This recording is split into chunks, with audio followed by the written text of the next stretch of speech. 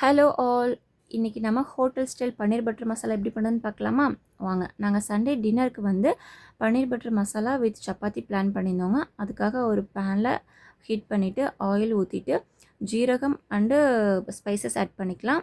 Next cut பண்ணி வச்சுருந்த onion and green chilli add பண்ணிவிட்டு அது ஃப்ரை ஆனதுக்கப்புறம் கொஞ்சம் இஞ்சி பூண்டு பேஸ்ட்டையும் நம்ம போட்டு ஃப்ரை பண்ணிக்கலாம். அந்த ஸ்மெல் போகிற அளவுக்கு நம்ம ஃப்ரை பண்ணிக்கணுங்க.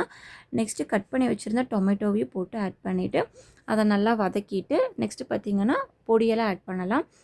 மஞ்சத்தூள், மிளகாத்தூள் அண்டு கொரியாண்டர் பவுடர், லைட்டாக கரம் மசாலா இதெல்லாம் போட்டு நம்ம ஆட் பண்ணிக்கலாம். மெயினாக வந்து இதுக்கு வந்து காஷ்மீரி சில்லி பவுட்ரு தாங்க இதோட டெக்ஸ்டரையே நம்ம ஹோட்டல் ஸ்டைலில் கொடுக்குது. அந்த காஷ்மீரி சில்லியும் நம்ம நிறையவே போட்டுக்கலாம். அது காரம் அடிக்காதுங்க இவ்வளோ போட்டாலும்.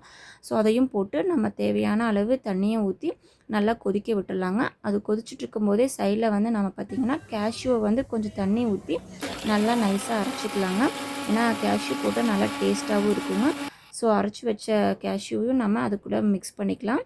அப்போ நல்லா கொஞ்சம் வெந்துடுச்சு, எண்ணெய் பிரிஞ்சு வர அளவுக்கு ஆயிருக்குங்க. அப்போ நம்ம இந்த அரைச்சி வச்சுருந்த கேஷ்யூவை போட்டு நல்லா மிக்ஸ் பண்ணி விட்டுலாங்க. நெக்ஸ்ட்டு பார்த்திங்கன்னா நம்ம கட் பண்ணி வச்சுருந்த பன்னீரை ஆட் பண்ணிக்கலாங்க. நம்ம கட் பண்ணி வச்சுருந்த பன்னீரை அப்படியே ஆட் பண்ணக்கூடாதுங்க. ஒரு பவுலில் கொஞ்சம் தண்ணி ஊற்றி அதை ஊற வச்சுட்டு அதுக்கப்புறம் தான் எடுத்து நம்ம போடணும். அப்போ தான் அந்த சாஃப்ட்னஸ் அப்படியே இருக்கும், இல்லைனா கொஞ்சம் ரஃப் ஆயிருங்க. அப்புறம் பார்த்திங்கன்னா கஸ்தூரி மேத்தியை வந்து நம்ம முன்னாடியே கொஞ்சம் ரோஸ்ட் பண்ணி அதை நல்லா பொடி பண்ணி வச்சுக்கணுங்க. அதையும் தூவிடலாம். தூவிட்டு கொஞ்சம் மிக்ஸ் பண்ணி விட்டுட்டு மெயினான இன்க்ரீடியன்ட் இப்போ தாங்க ஆட் பண்ண போகிறோம். பட்டருங்க. பன்னீர் பட்டர் மசாலாவுக்கு பட்டர் தானே மெயினு. கொஞ்சம் பட்டர் வந்து நம்ம தாராளமாகவே போட்டுக்கலாங்க. கொஞ்சம் எக்ஸ்ட்ராவே பட்டரையும் போட்டோன்னே அது உருகிரும். உருகி முடிச்சோன்னே ஒரு கலக்கி விட்டுட்டு லாஸ்ட்டில் பார்த்திங்கன்னா நம்ம கொத்தமல்லி தலையை போட்டு முடிச்சிடலாங்க. ஃபைனலாக பார்த்திங்கன்னா இந்த ஃப்ரெஷ் க்ரீம் ஆட் பண்ண போகிறாங்க. ஸோ ஃப்ரெஷ் க்ரீம் எதுவாக இருந்தாலும் நீங்கள் ஆட் பண்ணிக்கலாம். எங்கள்கிட்ட கோகோனட் ஃப்ரெஷ் க்ரீம் இருந்துச்சு. ஸோ நாங்கள் அதையும் கொஞ்சம் போட்டு ஆட் பண்ணோங்க, டேஸ்ட்டு நல்லாயிருக்குன்னு சொல்லிவிட்டு. ஸோ பன்னீர் பட்டர் மசாலா ரெடி ஆயிடுச்சுங்க. இப்போ நம்ம உருட்டி வச்சுருந்தா சப்பாத்தியை நம்ம ரெடி பண்ணலாம். அந்த சப்பாத்தியை நல்லா பாலாக ரவுண்ட் பண்ணிவிட்டு அதுக்கேற்ற மாதிரி ஸ்லைசஸாக கட் பண்ணிக்கலாங்க. இந்த சப்பாத்தி இன்றைக்கி ரொம்பவே சாஃப்டாக இருந்துச்சுங்க. இதுக்கு நாங்கள் மில்க்கும் அண்டு கொஞ்சம் கேர்டும் ஆட் பண்ணியிருந்தோம். அவ்வளோ ஒரு சாஃப்டாக இருந்துச்சுங்க. அப்படியே தொட்டாலே அவ்வளோ ஒரு சாஃப்டாக இருந்துச்சு சப்பாத்தி. ஸோ சப்பாத்தியும் சுட்டு முடிச்சாச்சு. இப்போது டின்னருக்கு வந்து chapati with paneer butter masala ready ஆயிடுச்சுங்க.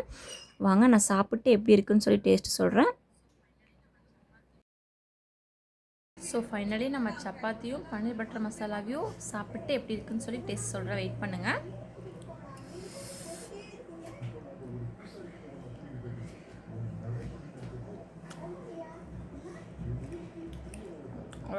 செம்ம டேஸ்ட்டுங்க. Credit goes to my husband. பிடிச்சிருந்தா நீங்களும் வீடியோக்கு லைக் அண்ட் ஷேர் பண்ணிவிட்டு சப்ஸ்கிரைப் பண்ணிக்கோங்க மறக்காமல். தேங்க்ஸ் ஃபார் வாட்சிங். See you in next video.